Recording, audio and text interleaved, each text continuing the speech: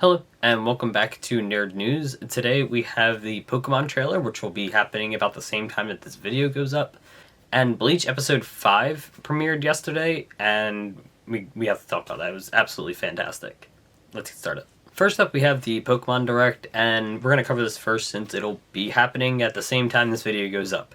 They announced the trailer yesterday for today at 9 a.m., at 6 a.m. Pacific time, which is about 9 a.m. Eastern time, so it's here. Expect with about a week before the release, we should hopefully see the at least second stages for the starter Pokemon. That's really just what I want to see. I'm not really interested in seeing a whole lot more than that at this point.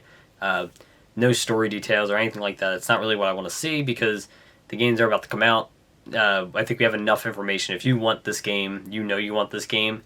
What I'm really worried about now is what starter do I want to pick. I really like all three starters right now, so I kind of want to see where they're going. So at least the second stage evolution will really tell me which one I want to pick, or at least give me a better idea, so I have a little bit more information going into which one I want to pick.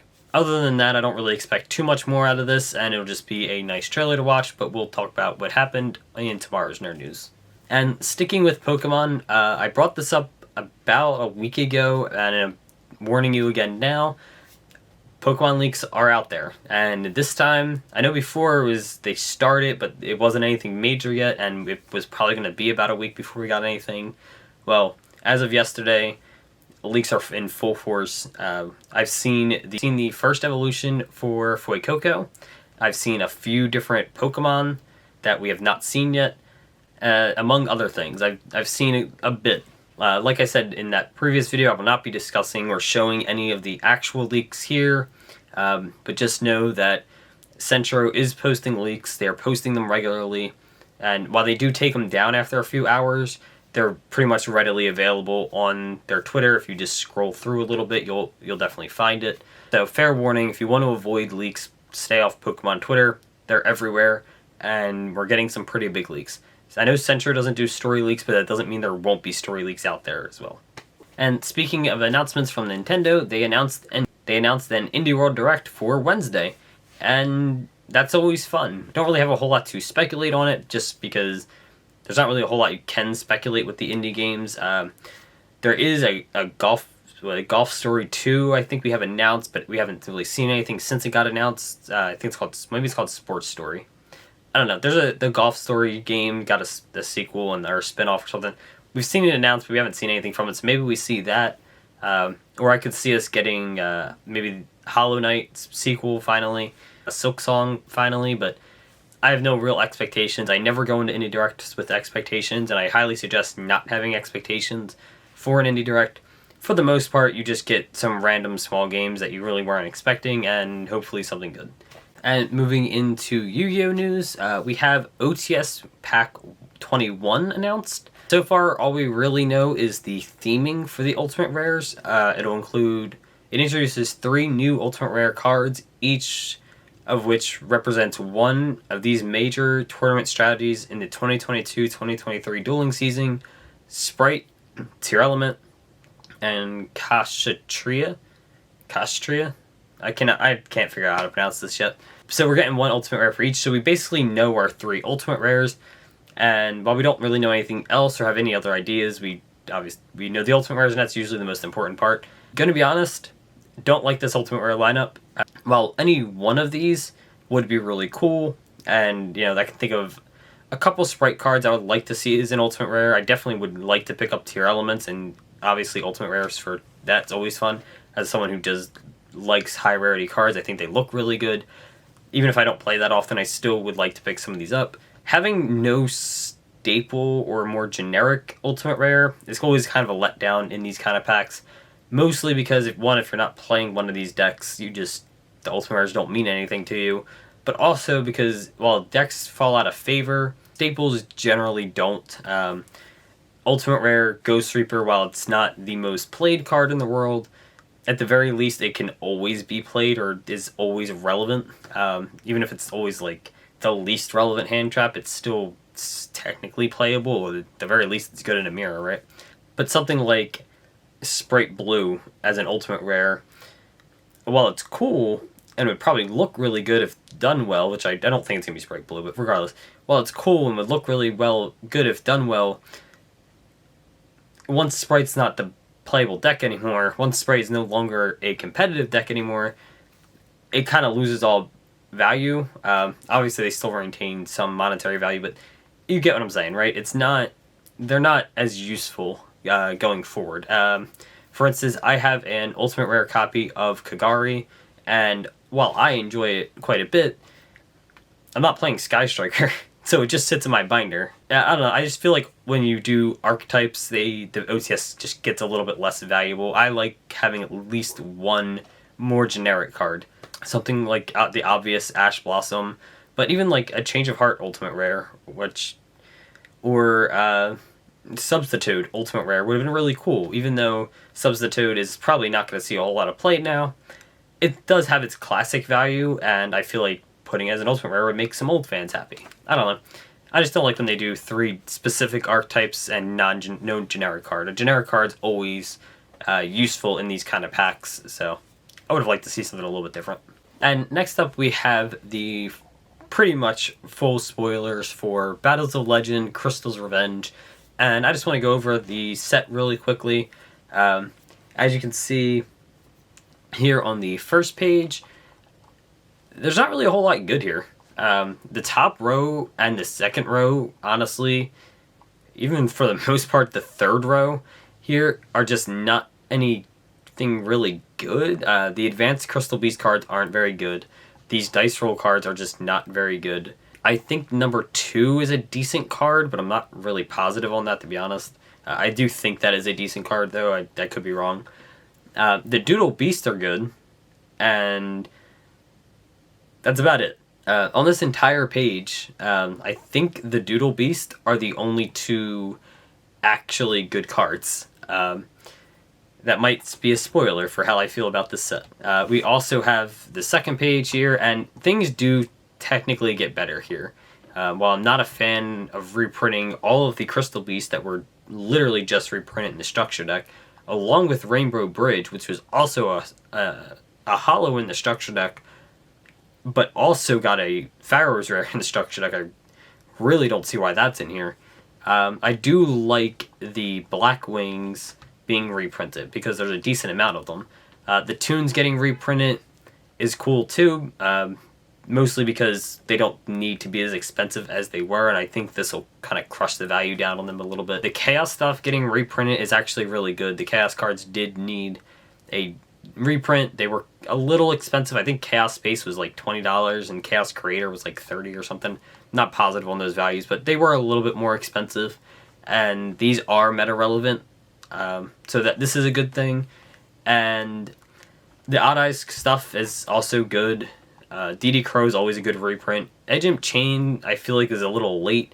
The card was seeing some play back with the branded deck, but since then, branded Despia is just not really played anymore. It's not super good. The meta has moved past it very quickly, so this is a bit of a late reprint. Token Collector, same thing, was seeing a lot of side play during Sword Soul format, which is the same format, but again, we've moved past Sword Soul being playable. Quackimura Supplier should have just been in the Megatins for the year it was released. I don't know why this missed the Megatins. The 2 Plague Spreader Synchros are good. I don't think they've had reprints in a very long time, if ever, so that they're good. They're very solid reprints. Savage Dragon's obviously a fantastic reprint. Number 100 and Number F-Zero, both good reprints. Number F-Zero definitely needed the reprint too. Even though it was just in King's Court, King's Court didn't have a whole lot else going for it, so this is definitely a good reprint. Patchwork, another one where, yeah, it and Chain needed the reprint, but they needed the reprint 6 months ago when Despia was the topping deck, not now when Tier Element is a Tier 0 deck. These aren't doing anything. Salomon Great Circle is a really weird choice. Not that it didn't need a reprint, it definitely did. But putting it as the only Salomon Great reprint in here is very odd, because where's Balinx? Balinx needs a reprint too. Balinx needs a reprint just as much as Circle does. If I'm not mistaken, Balinx is like a $5 card, or at least I'm pretty sure it was when I was looking into picking up Salamangreat a few months ago. While this is definitely helpful and nice, we needed that Balinks reprint with it. I think just putting Circle in here is a waste. If you're just going to do the one, I'd rather you just wait to do all the reprints that are needed for the deck. Don't reprint just one random card for the deck. It's just weird. Fusion Destiny, again, good reprint. It needed it about 6 months ago when it was seeing a lot of play with Phoenix Enforcer before Verte was banned. This isn't... I mean, it's cool, it's a fine reprint, but it's not really as impactful as it would have been back when we needed it. The rest of the Plunder Patrol cards have been reprinted at this point, so getting this and the Link 2 reprinted is good. Heretic Seal is, again, always a good reprint. I have no idea why Revenge Red is in here. Maybe it's new. I can't imagine this card needed a reprint, though. Like, I don't know. Maybe I have no idea why this card is expensive, but I just cannot imagine this card needing a reprint. When's the last time anyone played Vendread? Celine I talked about this with the leaks. This is a fantastic reprint. Absolutely need it. Access Code Talker, I have mixed feelings about. Artemis, fantastic reprint. Definitely warranted. And the 2 Live Twins, again, good reprints. Definitely need it. But again, like Salamangreat Circle with these last 3, in Magnificent Mavens, we got the Veer Magistus reprinted. Just her. Nothing else. In this set, we have Artemis reprinted. But just her, nothing else. What about the Fire Guy? I'm pretty sure the Fire Guy is the one that's actually good, right? Like, I'm not mistaken, right? Maybe it is Veer that's the good one, and I'm just completely wrong. It's been a while. I did pick up the deck on release, but the deck's ass, so I stopped playing it immediately. But I'm pretty sure the Fire Guy is the good one. And we've gotten 2 reprints in 2 different sets, and it's not the Fire Guy, so I don't know what they're doing here. Artemis is still a solid reprint. She definitely needed it because she's generically good, but it's really weird they've gotten 2 reprints from that deck and not the one that was actually seeing some level of play. Not a lot, but some level of play. I guess technically Artemis sees play. Whatever. The Fire Guy is the one I think that actually needs the reprint at this point. I do not think Veer really needed the reprint. I guess to tie in with the Witchcrafters, but it's just weird. Like, they could have put it all... This could have just been in Magnificent Mavens, and I think that would have been a better place for it. It's just weird to have just her here. And the same thing with the Evil Twin cards. It's cool that they're in here. They definitely need the reprint, but so does the entire main deck for the most part. So why are you just putting the 2 Link 2s in here? If you're going to do that, you should have made space for the rest of the core in here. I think that makes more sense. And I get you can make the argument, well, they're just in space, but no, there really is plenty of space in the set. The set is filled with just garbage that did not need reprints. Why are all of the original Crystal Beasts in here? They just got reprinted in the structure deck. I understand a couple of them have never been hollow in printing, and while I would argue they should have been hollow when they reprinted the structure deck, or they could have been hollow when they did the Legendary Collection set like last year that reprinted all of the Legendary Duelist cards that had the Crystal Beast in it. There was an entire Legendary set that reprinted this, I know, because Rainbow Bridge has multicolored Ultras. It should have been in that set. That set's where they should have hollowed out these cards that have never received hollows. I don't think this is the set to waste space on it. And again, especially while Battles Legend is known for reprinting things like this that are like niche but don't really and just need the reprint, they don't necessarily aren't competitively viable. Really, they just need reprints, and then the higher end stuff is competitively viable. That doesn't actually happen here, because the core of the set, the new cards, are all bad. Like, all of them. The Doodle Beasts are the only good new cards in the set. So, half of your set is new cards, and they all suck. The Advanced Crystal Beasts are all terrible, and pretty much every other new card in here is bad. The Duke Devlin stuff is not good. There's a couple of gimmicky cards that are, will be fun to play with, but they're not good cards. No one's chasing after those cards. They're not chase cards. They're just fun or funny, like gimmick cards. They're not good. And nothing else in the new slot is really good. I think the Ranked 2 is the only other good one next to the 2 Doodle Beast cards. And then you waste space on these Crystal Beast cards. Then you reprint Rainbow Bridge for a like 5th time, and it really didn't need it. It was just in the structure deck as a holo.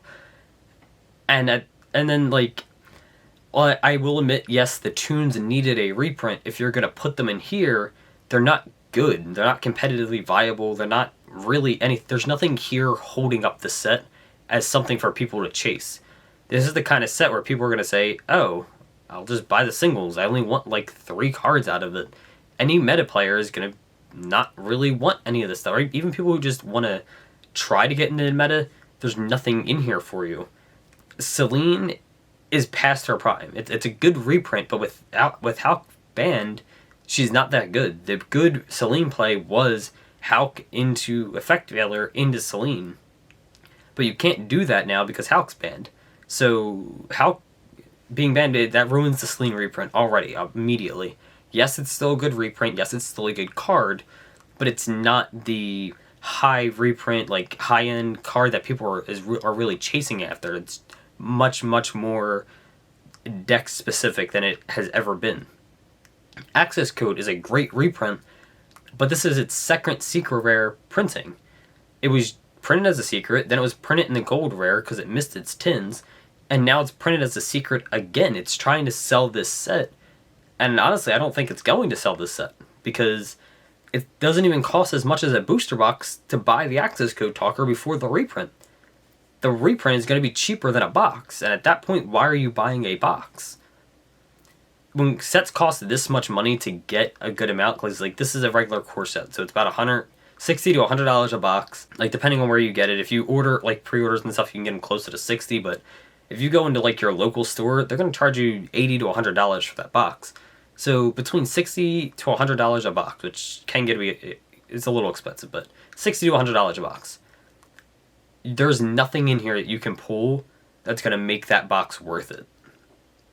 It needed at least 1 or 2 more really solid cards.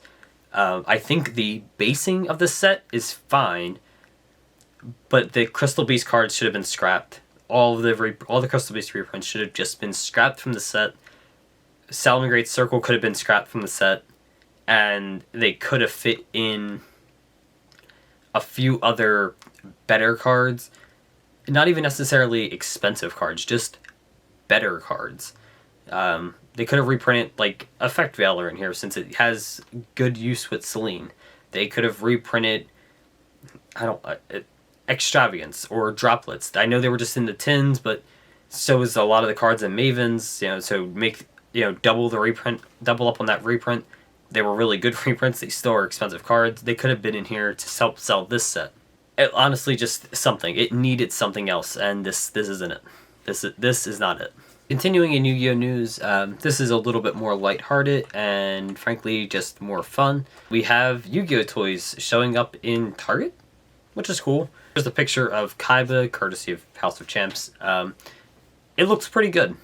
I don't know. I think we have Kaiba, Yugi, and Joey currently appearing in Target. I would have liked to see, again, something not DM. Like, it should have been Kaiba, Yugi, and Jaden and Chaz. Like, make it a four available and do Yu-Gi-Oh and then GX, and then for wave 2, then you can add like a Joey and a Mai or a Joey and a Pegasus and do 5Ds or something like that. I would have liked to have seen at least one character be not DM, but it's fine, I guess. They look pretty cool. If I find them, I'm definitely going to pick them up. They come with a card, but I think it's pretty much confirmed that they're not actually Yu-Gi-Oh cards. It's probably just like an anime picture card or something like that, or like an info card for the character that you bought.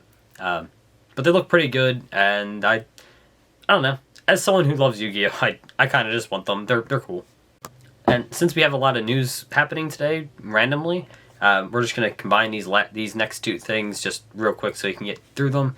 Not really important. We have a new Shazam poster for the movie coming out in March. Movie looks pretty good. First Shazam movie was pretty good. Definitely going to watch it, but the poster's not super interesting. And also, we have pretty much confirmation that And Just Like That Season 2 has started filming, which is cool. I really liked it. I'm a big Sex and the City fan, so I'm looking forward to it, but I highly doubt anyone else watching this video cares about Sex in the City. And lastly, we have episode 5 of Bleach aired today, and like I said last week, I think this might be the best episode of the series. My opinion on it after watching it went down a little bit, but not a lot. It's still an 11 out of 10. Episode was fantastic. My only real complaint, this time it's not that we didn't get more. My only real complaint was that the scene I really wanted to see, it felt like it was rushed just a tad. I wish we could have lingered on it just literally like 10 seconds longer across the whole scene, not just one shot, but across the whole scene. So, spoiler warning, like every week, we will be spoiling episode 5 if you haven't seen episode 5, but you've had 24 hours to watch it, so that's on you. In this episode, we open with Ichigo being stuck in the Gargantia. He's imprisoned by Jay the Jail, and that stuff is fine. It's definitely interesting seeing him trying to get out. We get confirmation that he's coming to the Soul Society. They announce it. Everyone's obviously a little bit excited. But then he gets stuck. The research and development team is attacked. He hears them on the phone being attacked and just outright being murdered on the phone while he's trying to get out. He uses Getsuga, he still can't get out. Someone does cut down the Sternritter in Huecamundo, but we don't really find out who it is. I'm not going to spoil who it is, but we don't really find out who it is. And we get back to the Soul Society, and we get to see the fight, I think, that makes the first invasion, and that is Byakuya and Renji versus Asnod. Az is all about fear. He goes into his long speech about fear, and obviously that was really good. Byakuya attacking Az at the end of the fight was fantastic. And then Az uses Byakuya's Bankai against him, and this is one of the best scenes I think the series has ever done. Not only does Byakuya just get absolutely destroyed by his own Bankai, Renji tries to stop what's happening, and the Masculine drop kicks him and like rips his Zanpakuto into pieces, completely ripping off the top half of it, and sends Renji flying. And then Az just bombards Byakuya with his own Bankai and rips into pieces. They show it, and it in all of its gory glory. His arm is missing, his Zanpakuto is broken into pieces, his chest is literally just a cavity. The man looks like he's dead. It is bloody and gory, just like the manga. I just wish they could have spent a few more seconds on this scene overall. From the time that Byakuya initially gets hit with his Bankai, right up until when he's shown just carved into the wall, I wish they could have added just a little bit longer in that. I feel like Renji getting attacked happens really quick, and I feel like we don't really get to linger on Byakuya being hurt that badly too long. I think in the manga, maybe it's just the way I read it, we kind of sit with it for a second. It's a much bigger, obviously it's a really big deal when it happens because the man looks like he's dead. I believe it ended the chapter there with Rukia just screaming for him and turning face in the middle of a fight, but I think that was the end of a chapter, so maybe that's why it hit a little bit differently. But I feel like having the split there and then moving on took a little bit away from that, and I would have liked to have seen that held on to just a little bit longer because it is a very, very important scene. But it was still fantastically done. The animation was amazing on that, especially the bugs crawling on Byakuya. The animation there was fantastic. But the episode doesn't just slouch after that. We get to see the flashback for Chojuro. We get to see him use his Bankai, which is really cool. And then we get to see Yamamoto get attacked by that same Bankai from Driscoll. I think it's Driscoll, the K the Overkill, or O the Overkill. We get to see him get burned alive, and again, complete in all its manga glory, and it was wonderful. It was, again, wonderfully animated. Seeing him take off after killing him to go find Yugioh was fantastic. looked amazing. He looks so... He's so well drawn in this. It's absolutely fantastic. And then the Zaraki stuff, just seeing Zaraki's... A little bit of each fight was really well done. Him splitting the big dude in half and then literally just ripping the other guy's throat off. Both scenes were, again, well done. And the whole episode was just absolutely great. I still think this will probably end up being the best episode of the series. There is an argument for what will be the next episode, where we get Yugioh versus Yamamoto, and obviously that's going to be a fantastic episode, but I don't think anything's ever going to hold the weight that was Byakuya getting obliterated by his own Bankai. Fantastic episode. Again, 11 out of 10. Fantastic episode. One of my favorite scenes in the manga, and they did it about as much justice as they could, having it be the halfway point of an episode.